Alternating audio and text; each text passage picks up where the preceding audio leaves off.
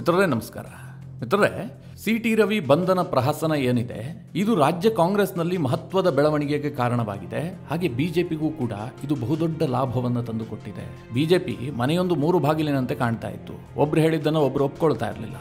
ಆದರೆ ಹಲವು ದಿನಗಳ ನಂತರ ಬಿಜೆಪಿಯವರು ಒಂದು ಒಗ್ಗಟ್ಟು ಪ್ರದರ್ಶನ ಮಾಡಿದರೆ ಸಿ.ಟಿ. ರವಿ ಬೆನ್ನಿಗೆ ಎಲ್ಲಾ ನಾಯಕರು ನಿಂತುಕೊಂಡಿದ್ದಾರೆ. ಇನ್ನೊಂದು ಕಡೆಯಲ್ಲಿ ಬಿಜೆಪಿಗೆ ರಾಜಕೀಯವಾಗಿ ಇದೊಂದಿಷ್ಟು ಲಾಭವನ್ನು ಕೂಡ ತಂದುಕೊಟ್ಟಿದೆ. ಆದರೆ ಆಡಳಿತಾರೂಢ ಕಾಂಗ್ರೆಸ್ಗೆ ಇದು ದೊಡ್ಡ ಡ್ಯಾಮೇಜ್ ಅನ್ನು ಮಾಡಿದೆ. ಪಕ್ಷದೊಳಗೆ ಒಡಕನ್ನು ಮೂಡಿಸಿದೆ. ಕೆಲವರ ಮೇಲೆ ಪಕ್ಷದ ನಾಯಕರೇ ಮುನಿಸಿಕೊಂಡಿದ್ದಾರೆ. ಮುಖ್ಯವಾಗಿ ಡಿ.ಕೆ. ಶಿವಕುಮಾರ್ ವಿರುದ್ಧ ಪಕ್ಷದೊಳಗೆ ಮಾತುಗಳು ಕೇಳಿಬರೋದಕ್ಕೆ ಶುರುವಾಗಿದೆ. ಪರಮೇಶ್ವರ್ ಬೇಸರಗೊಂಡಿದ್ದಾರೆ. ನಾನೊಬ್ಬ ಗೃಹ ಸಚಿವನ ಅನ್ನುವಂತಹ ಪ್ರಶ್ನೆಯನ್ನು ಅವರು ಪಕ್ಷದ ವೇದಿಕೆಯಲ್ಲಿ ಕೇಳಿದ್ದಾರೆ ಅಂತ ಮಾಹಿತಿಗಳು ಲಭ್ಯ ಆಗ್ತಾ ಇದೆ.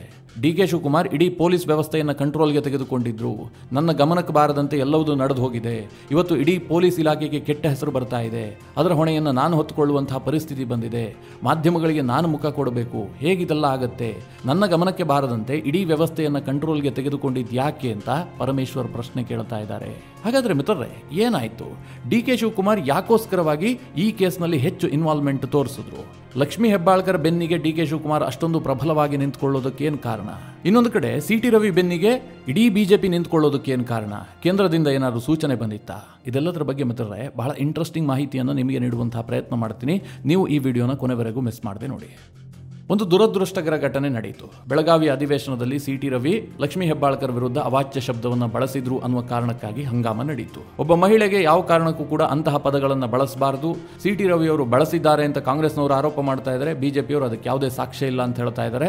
ಇದೆಲ್ಲವೂ ಕೂಡ ಈಗ ಸಭಾಪತಿಗಳು ಮತ್ತು ಕೋರ್ಟ್ನ ವಿಚಾರಣೆಗೆ ಬಿಟ್ಟಂತಹ ವಿಚಾರ. ಯಾಕೆಂದ್ರೆ ನಮ್ಮ ಬಳಿಯಲ್ಲಿ ಸಾಕ್ಷಿ ಇಲ್ಲದೆ ಇರುವಂತಹ ಸಂದರ್ಭದಲ್ಲಿ ನಾವು ಆ ಬಗ್ಗೆ ಹೆಚ್ಚಿಗೆ ಏನು ಚರ್ಚೆ ಮಾಡೋದಕ್ಕೆ ಸಾಧ್ಯ ಇಲ್ಲ. ಕೆಲ ಚಾನೆಲ್ಗಳಲ್ಲಿ ಸಿ.ಟಿ. ರವಿ ಹೇಳಿದ್ದಾರೆ ಎನ್ನಲಾದಂತಹ ಕೆಲವು ಆಡಿಯೋ ಮತ್ತು ವಿಡಿಯೋ ತುಣುಕುಗಳನ್ನು ಪ್ರದರ್ಶನ ಮಾಡಿದ್ದಾರೆ. ಆದರೆ ಅದರ ಸತ್ಯಾಸತ್ಯತೆಯು ಕೂಡ ಪರಿಶೀಲನೆಗೊಳಪಡಬೇಕಾಗುತ್ತೆ. ಈಗಲೇ ಏನನ್ನು ನಾವು ಶರ ಬರೆಯೋದಕ್ಕೆ ಸಾಧ್ಯ ಇಲ್ಲ. ಇದೆಲ್ಲದರ ನಡುವೆ ಸರ್ಕಾರ ಸ್ವಲ್ಪ ಜವಾಬ್ದಾರಿಯುತವಾಗಿ ನಡೆದುಕೊಳ್ಳಬೇಕಾಗಿತ್ತು. ಆದರೆ ಸರ್ಕಾರ ನಡೆದುಕೊಂಡಂತಹ ರೀತಿಗೆ ಕೋರ್ಟ್ ಚೀಮಾರಿ ಹಾಕಬೇಕಾದಂತಹ ಪರಿಸ್ಥಿತಿ ಬಂತು. ನಿಮಗೆಲ್ಲ ಗೊತ್ತೇ ಇದೆ. ಹೈಕೋರ್ಟ್ ಏನ್ ಹೇಳಿತು? ಸಿ.ಟಿ. ರವಿ ಅವರನ್ನ ಎಲ್ಲಿದ್ದಾರೋ ಅಲ್ಲಿಂದಲೇ ಬಿಟ್ಟು ಕಳುಹಿಸಬೇಕು ಅಂತ ಆರ್ಡರ್ ಮಾಡಿತು. ಯಾಕೆ ಹೀಗೆ ಆರ್ಡರ್ ಮಾಡಿತು ಕೇಳಿದ್ರೆ, ಎಲ್ಲಾ ರೀತಿಯಾಗೂ ಕೂಡ ಕಾನೂನನ್ನ ಗಾಳಿಗೆ ತೂರಲಾಗಿತ್ತು. ಮೊದಲನೇದಾಗಿ ಸಿ.ಟಿ. ರವಿ ವಿರುದ್ಧ ಏನು ಕೇಸ್ ದಾಖಲಾಗಿತ್ತಲ್ಲ, ಆ ಕೇಸ್ನಲ್ಲಿ ಸಿ.ಟಿ. ರವಿ ಅವರನ್ನು ಬಂಧಿಸೋದಕ್ಕೆ ಅವಕಾಶವೇ ಇರಲಿಲ್ಲ. ಯಾಕೆ ಅಂತಂದ್ರೆ ಅದಕ್ಕೊಂದು ಪ್ರೊಸೀಜರ್ ಇದೆ. ಸುಪ್ರೀಂ ಕೋರ್ಟ್ ಗೈಡ್ಲೈನ್ಸ್ ಪ್ರಕಾರ 3 ವರ್ಷಕ್ಕಿಂತ ಕಡಿಮೆ ಶಿಕ್ಷೆ ಆಗುವಂತಹ ಎಲ್ಲ ಪ್ರಕರಣಗಳಲ್ಲೂ ಕೂಡ ಆರೋಪಿಯನ್ನ ನೇರವಾಗಿ ಬಂಧಿಸೋದಕ್ಕೆ ಸಾಧ್ಯ ಆಗೋದಿಲ್ಲ.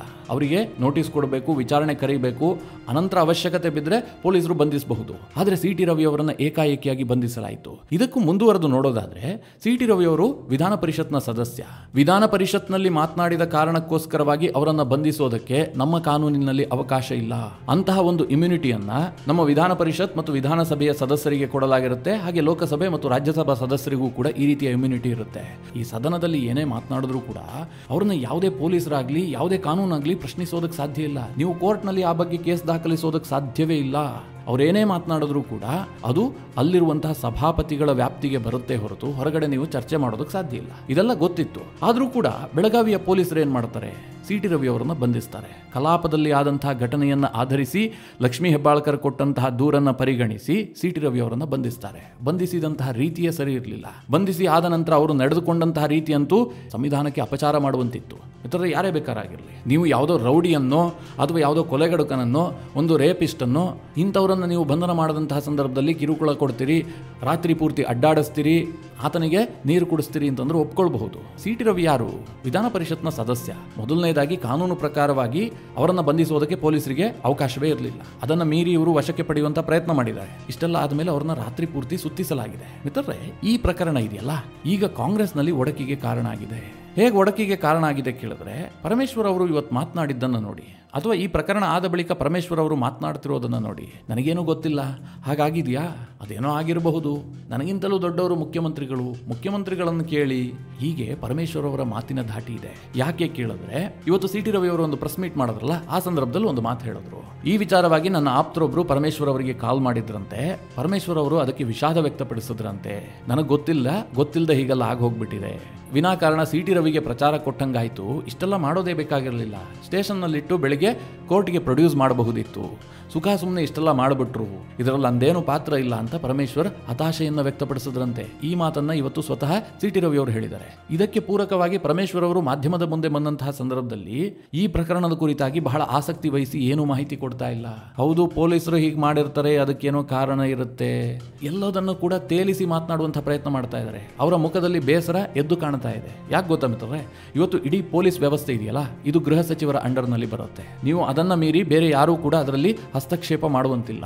ಆದರೆ ಸಿ.ಟಿ. ರವಿ ಅವರ ಬಂಧನದ ವಿಚಾರದಲ್ಲಿ, ಬಂಧನ ಆದ ಬಳಿಕ ಅವರನ್ನು ನಡೆಸಿಕೊಂಡಂತಹ ರೀತಿಯ ವಿಚಾರದಲ್ಲಿ ಒಬ್ಬ ಪ್ರಭಾವಿ ವ್ಯಕ್ತಿ ಹಸ್ತಕ್ಷೇಪ ಮಾಡಿದರೆ ಎನ್ನುವಂಥ ಆರೋಪ ಇರುವಂತಹದ್ದು. ಸುತ್ತಿ ಬಳಸಿ ಅದು ಎಲ್ಲಿಗೆ ಬರ್ತಾ ಇದೆ ಕೇಳಿದ್ರೆ ಡಿ.ಕೆ. ಶಿವಕುಮಾರ್ ಬಳಿಗೆ ಬರ್ತಾ ಇದೆ. ಡಿ.ಕೆ. ಶಿವಕುಮಾರ್ ಇದರಲ್ಲಿ ಬಹಳ ಇನ್ವಾಲ್ವ್ಮೆಂಟ್ ಅನ್ನು ತೋರಿಸಿದ್ದಾರೆ. ಡಿ.ಕೆ. ಶಿವಕುಮಾರ್ ಅವರ ಡೈರೆಕ್ಷನ್ ಅಂತೆ ಪೊಲೀಸರು ಈ ರೀತಿಯಾಗಿ ವರ್ತಿಸಿದ್ದಾರೆ ಅಂತ ಬಿಜೆಪಿಯವರು ಆರೋಪ ಮಾಡ್ತಾ ಇದ್ದಾರೆ. ಕೆಲವರು ನೇರ ಆರೋಪ ಮಾಡ್ತಾ ಇದ್ದಾರೆ, ಇನ್ನು ಕೆಲವರು ಪ್ರಭಾವಿ ನಾಯಕರು ಅಂತ ಹೇಳ್ತಾ ಇದ್ದಾರೆ. ಆದರೆ ಇದೆಲ್ಲದನ್ನು ನೀವು ಡಾಟ್ ಕನೆಕ್ಟ್ ಮಾಡಿ ನೋಡಿದ್ರೆ ಅದು ಡಿ.ಕೆ. ಶಿವಕುಮಾರ್ ಬಳಿಗೆ ಬಂದು ನಿಲ್ಲುತ್ತೆ.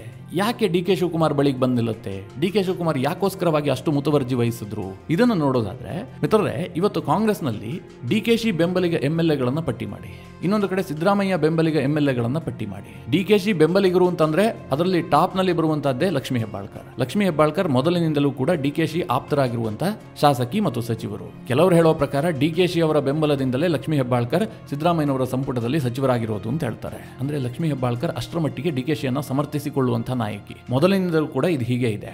ಅದು ಅಲ್ಲದೆ ಈ ಘಟನೆ ನಡೀತಲ್ಲ, ಆ ಸಂದರ್ಭದಲ್ಲಿ ಡಿ.ಕೆ.ಶಿ ಅವರು ನಡೆದುಕೊಂಡಂತಹ ರೀತಿಯನ್ನು ಗಮನಿಸಿ, ಅಲ್ಲೇ ನಿಮಗೆ ಕೆಲವೊಂದಷ್ಟು ಅನುಮಾನಕ್ಕೆ ಕಾರಣ ಆಗುತ್ತೆ. ಘಟನೆ ನಡೆದಂತಹ ಸಂದರ್ಭದಲ್ಲಿ ಡಿ.ಕೆ.ಶಿ ಅವರು ಸದನದಲ್ಲಿ ಇರೋದಿಲ್ಲ. ಅದಾದ ಬಳಿಕ ಅವರಿಗೆ ಗೊತ್ತಾಗುತ್ತೆ, ಅವರು ಸದನಕ್ಕೆ ಬರ್ತಾರೆ, ಅವರು ಕೂಡ ರೋಷಾವೇಶವಾಗಿ ಕೂಗಾಡ್ತಾರೆ. ನೀವು ವಿಜುವಲ್ಸ್ ಅನ್ನು ಗಮನಿಸಿದ್ರೆ ನಿಮಗೆ ಗೊತ್ತಾಗುತ್ತೆ. ಅದಾದ ಬಳಿಕ ಸ್ಪೀಕರ್ ಕಚೇರಿಗೆ ಹೋಗ್ತಾರೆ. ಸ್ಪೀಕರ್ ಕಚೇರಿಯಲ್ಲಿ ಡಿ.ಕೆ.ಶಿ ಮತ್ತು ಸಿ.ಟಿ. ರವಿ ಮುಖಾಮುಖಿ ಆಗ್ತಾರೆ. ಇದನ್ನು ಸ್ವತಃ ಸಿ.ಟಿ. ರವಿ ಅವರು ಕೂಡ ಹೇಳ್ಕೊಂಡಿದ್ದಾರೆ. ಆಗ ಲಕ್ಷ್ಮೀ ಹೆಬ್ಬಾಳ್ಕರ್, ಡಿ.ಕೆ.ಶಿ ಮತ್ತೆ ಇನ್ನು ಕೆಲ ಕಾಂಗ್ರೆಸ್ನ ಪರಿಷತ್ನ ಸದಸ್ಯರು ಏನಿದ್ದಾರೆ ಅವರೆಲ್ಲರೂ ಕೂಡ ಸ್ಪೀಕರ್ ಕಚೇರಿ ಒಳಗಿರ್ತಾರೆ. ಅವರೆಲ್ಲರೂ ನೇರವಾಗಿ ಸಿ.ಟಿ. ರವಿಗೆ ಧಮಕಿ ಹಾಕ್ತಾರೆ. ಸ್ವತಃ ಡಿ.ಕೆ. ಶಿವಕುಮಾರ್ ಹೇಳ್ತಾರಂತೆ, ಸಿ.ಟಿ. ರವಿ ನಿನ್ನ ಜೀವನದಲ್ಲಿ ನೀನು ಯಾವತ್ತೂ ಮರಿಬಾರದು, ಹಾಗೆ ಮಾಡ್ತೀನಿ ನೋಡು ಅಂತ ಧಮಕಿ ಹಾಕಿ ಹೋಗ್ತಾರಂತೆ. ಮಿತ್ರರೇ, ಇದನ್ನು ನಾನೇನು ಕಲ್ಪನೆ ಮಾಡಿ ಹೇಳ್ಕೊಳ್ತಾ ಇಲ್ಲ. ಇದನ್ನ ಸಿ.ಟಿ. ರವಿ ಅವರು ಆನ್ ರೆಕಾರ್ಡ್ ಹೇಳಿದ್ದಾರೆ, ಸ್ಟೇಟ್ಮೆಂಟ್ ಕೊಟ್ಟಿದ್ದಾರೆ. ಇದಾದ ಬಳಿಕ ಈ ರೀತಿಯಾಗಿ ಸುತ್ತಾಡಿಸಿದಂತಹ ಪ್ರಕರಣ ನಡೆದಿದೆ. ಅದಕ್ಕೆ ಸಿ.ಟಿ. ರವಿ ಅವರು ಏನು ಲಿಂಕ್ ಮಾಡ್ತಾ ಇದ್ದಾರೆ? ಇದೆಲ್ಲದರ ಹಿಂದೆ ಡಿ.ಕೆ. ಶಿವಕುಮಾರ್ ಇದ್ದಾರೆ, ತುಂಬಾ ಪ್ರಭಾವಿ ವ್ಯಕ್ತಿಗಳಿದ್ದಾರೆ. ಇಲ್ಲದೆ ಹೋದ್ರೆ ಪೊಲೀಸರಿಗೆ ಇಷ್ಟೆಲ್ಲ ಧೈರ್ಯ ಬರ್ತಾ ಇರಲಿಲ್ಲ. ಸಿ.ಟಿ. ರವಿ ಅವರನ್ನ 450 ಕಿಲೋಮೀಟರ್ ಸುತ್ತಾಡಿಸಿದ್ರಲ್ಲ, 3 ಜಿಲ್ಲೆಗಳಲ್ಲಿ ಸುತ್ತಾಡಿಸಿದ್ದಾರೆ. ಆ ಸಂದರ್ಭದಲ್ಲಿ ಪ್ರತಿ ಹಂತದಲ್ಲೂ ಕೂಡ ಅವರಿಗೆ ಫೋನ್ ಕಾಲ್ ಬರ್ತಾ ಇತ್ತಂತೆ. ಪೊಲೀಸರು ಬಹಳ ಗಾಬರಿಗೊಂಡಿದ್ರಂತೆ. ಒಂದು ಹಂತದಲ್ಲಿ ಸಿ.ಟಿ. ರವಿ ಅವರು ಸಹಕಾರ ಕೊಡದೇ ಇದ್ದಂತಹ ಸಂದರ್ಭದಲ್ಲಿ ಪೊಲೀಸರು ಕೈಕಾಲು ಹಿಡ್ಕೊಂಡಾದ್ರು ದಯವಿಟ್ಟು ಸರ್ ನಮ್ಮ ಮಾತು ಕೇಳಿ ಎನ್ನುವಂತಹ ಹಂತಕ್ಕೆ ಪೊಲೀಸರು ಹೋಗ್ಬಿಟ್ಟಿದ್ರಂತೆ. ಅಂದ್ರೆ ಅವರ ಮೇಲೆ ಎಷ್ಟು ಒತ್ತಡಗಳಿರಬಹುದು ಅಂತ ಯೋಚನೆ ಮಾಡಿ. ಒಂದು ವೇಳೆ ಸಿ.ಟಿ. ರವಿ ಅವರಿಗೆ ಹೆಚ್ಚು ಕಡಿಮೆ ಆದ್ರೆ, ಆ ವಿಚಾರ ಏನಾದರೂ ಸ್ಪ್ರೆಡ್ ಆಗಿದ್ದೆ ಆದ್ರೆ ರಾಜ್ಯದಲ್ಲಿ ದೊಡ್ಡ ದೊಂಬಿ ಎದ್ದು ಬಿಡುತ್ತೆ. ಸಿ.ಟಿ. ರವಿ ಅವರೇನು ಸಾಮಾನ್ಯ ನಾಯಕ ಅಲ್ಲ, ಅವರಿಗೆ ತುಂಬಾ ಜನ ಫಾಲೋವರ್ಸ್ ಇದ್ದಾರೆ. ಅವರನ್ನ ಹಿಂದುತ್ವದ ನಾಯಕ ಅಂತ ಕರೆಯಲಾಗುತ್ತೆ. ಬಿಜೆಪಿಯಲ್ಲಿ ಅವರಿಗೆ ತನ್ನದೇ ಆದಂತಹ ಒಂದು ಸ್ಥಾನಮಾನ ಇದೆ. ಅವರಿಗೇನಾದ್ರೂ ಹೆಚ್ಚು ಕಡಿಮೆ ಆದ್ರೆ ರಾಜ್ಯದಲ್ಲಿ ದೊಡ್ಡ ಗಲಭೆ ಆಗುತ್ತೆ. ಒಂದು ವೇಳೆ ಮೇಲಿನಿಂದ ಬರ್ತಿರುವಂತಹ ಆದೇಶವನ್ನು ಪಾಲಿಸದೆ ಹೋದ್ರೆ ಅದು ಕೂಡ ನಾಳೆ ತಮ್ಮ ಕೆರಿಯರ್ ಮೇಲೆ ಪ್ರಭಾವ ಬೀರುತ್ತೆ. ಹೀಗಾಗಿ ಪೊಲೀಸರು ಕೂಡ ಒತ್ತಡಕ್ಕೊಳಗಾಗಿದ್ರು ಅಂತ ಸಿ.ಟಿ. ರವಿ ಅವರು ಹೇಳ್ತಾರೆ.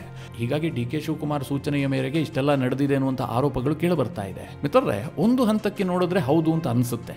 ಎಲ್ಲದನ್ನೂ ಕೂಡ ನೀವು ಪ್ರಶ್ನಾರ್ಥಕ ಚಿಹ್ನೆ ಇಟ್ಕೊಂಡೇ ನೋಡಬೇಕು. ಇಲ್ಲಿ ಯಾವುದಕ್ಕೂ ಕೂಡ ನೇರವಾಗಿ ಸಾಕ್ಷಿ ಇಲ್ಲ. ಆದ್ರೆ ಈ ಹಿಂದೆ ಜಾರಕಿಹೊಳಿ ವರ್ಸಸ್ ಲಕ್ಷ್ಮೀ ಹೆಬ್ಬಾಳ್ಕರ್ ನಡುವೆ ದೊಡ್ಡ ಫೈಟ್ ಏರ್ಪಟ್ಟಿತ್ತು. ಡಿಸಿಸಿ ಬ್ಯಾಂಕ್ ಚುನಾವಣೆ ವಿಚಾರದಲ್ಲಿ ಇಬ್ಬರಿಗೂ ಪೈಪೋಟಿ ಹತ್ಕೊಂಡಿತ್ತು. ಅದಾದ ಬಳಿಕ ಏನಾಗುತ್ತೆ, ರಮೇಶ್ ಜಾರಕಿಹೊಳಿ ಕಾಂಗ್ರೆಸ್ ಪಕ್ಷವನ್ನೇ ಬಿಡ್ತಾರೆ, ಅವರು ಬಿಜೆಪಿಯನ್ನು ಸೇರ್ಕೊಳ್ತಾರೆ, ಆ ಸರ್ಕಾರವನ್ನೇ ಕೆಡವುತ್ತಾರೆ. ಅಲ್ಲಿಗೂ ಕೂಡ ಈ ಮುನಿಸು ಮುಕ್ತಾಯ ಆಗಿರೋದಿಲ್ಲ, ನಿರಂತರವಾಗಿ ಫೈಟ್ ನಡೀತಾ ಇತ್ತು.